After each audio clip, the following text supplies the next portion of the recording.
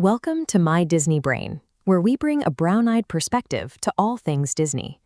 Let's say you're looking at your hotel options. On one hand, you have a room for $92 a night.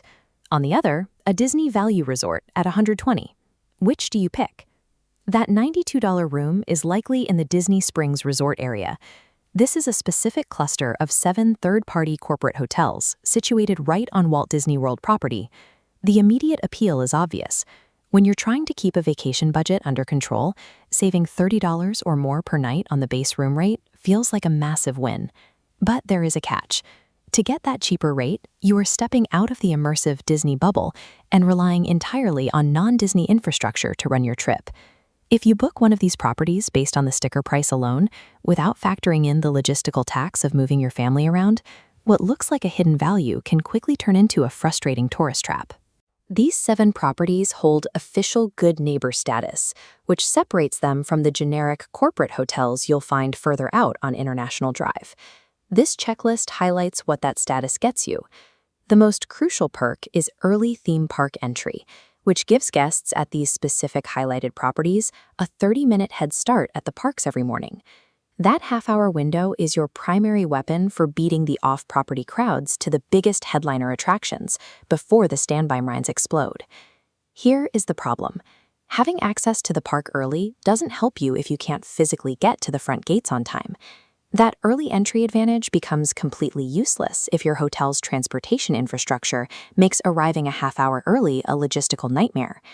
This comparison matrix breaks down exactly what you lose when staying at Disney Springs. Notice the red X marks.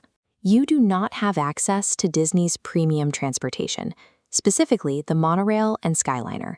You are also excluded from purchasing or utilizing the Disney dining plan. This lack of continuous, dedicated transportation adds a massive amount of friction to your day. Picture this. It's 1 p.m., it's 90 degrees out, and your toddler desperately needs a nap back at the room. If you're at a Disney Value Resort, you hop on the Skyliner and you're in your room in 15 minutes. At a Disney Springs property, you're looking at a 45-minute saga, waiting for a scheduled bus, navigating traffic, and walking through a massive corporate lobby. The bubble tax isn't a fee you pay with your credit card. You pay it with your lost vacation time and increased daily stress. This side-by-side table compares a 7-night stay for a family of 4, the Drury Plaza versus Disney's Pout Century. The Drury Plaza includes a free hot breakfast. That alone saves a family roughly $40 every morning. Then add in the Drury's complimentary evening snacks and their slightly lower base nightly rate. Over a 7-night stay, choosing the Drury Plaza leaves almost $600 in your pocket. That is real cash you can strategically reallocate to buy Genie Plus for the week, or to book a premium character dining experience inside the parks. You are, of course, trading a highly themed Disney environment for a standard corporate hotel aesthetic. But if you are watching your budget, keeping $600 in cash from savings objectively outweighs the loss of giant Mickey statues outside your window. There is one major pitfall to navigate to make this work: the free third-party hotel shuttles. This timeline charts the difference. Disney buses run on a continuous loop. Third-party shuttles run on fixed schedules, often with a 60-minute gap between pickups. I recently heard from a family who arrived at their Disney Springs hotel bus stop at 8:35 a.m. They missed the scheduled shuttle by 2 minutes. Because of the fixed schedule, they were forced to wait an entire hour for the 9:30 bus. By the time they cleared security, they walked into the park at 10 a.m., a full hour after the park officially opened to the public. The standby wait for the most popular ride in the park, Star Wars Rise of the Resistance, had already ballooned to a staggering 120 minutes.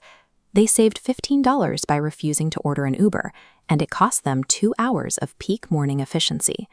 If you choose a Disney Springs hotel, you must budget for a morning rideshare, or risk sacrificing your entire itinerary to a bus schedule. To figure out if the hotel and food trade-offs work for your exact scenario, you need the Disney Budget Master Workbook. Spending $27 upfront gives you the calculators to know exactly where your $6,000 vacation budget is going long before you ever book a room. This scorecard ranks the specific Disney Springs options because they do not all provide the same value. The Drury Plaza wins the value category because of the included food, while the Hilton Buena Vista Palace wins on perks, specifically its reliable early entry access. To maximize the off-property advantage, you have to book the extremes, either pure budget or premium perks. Avoid the generic mid-tier properties that offer neither. There is no single best hotel at Walt Disney World. It all comes down to a scenario match for your specific family. This graphic breaks it down. The ideal Disney Springs guest belongs in the stay column: budget-focused families, loyalty points earners, and those specifically hunting for that Hilton early entry advantage. For Disney veterans who know the layout and are willing to pay for morning rideshares, the financial math here is highly favorable. But look at the skip column. If you are a first-time visitor, a rope drop obsessive, or someone seeking true Disney immersion, you need to stay on official Disney property. For a once-in-a-lifetime first trip, the logistical friction of third-party transit creates a tourist trap that can overshadow the magic you came to experience. Disney Springs hotels are an extreme exercise in time versus money arbitrage. Grab the budget workbook at mydisneybrain.com to run your own numbers, and until next time, keep that Disney brain working.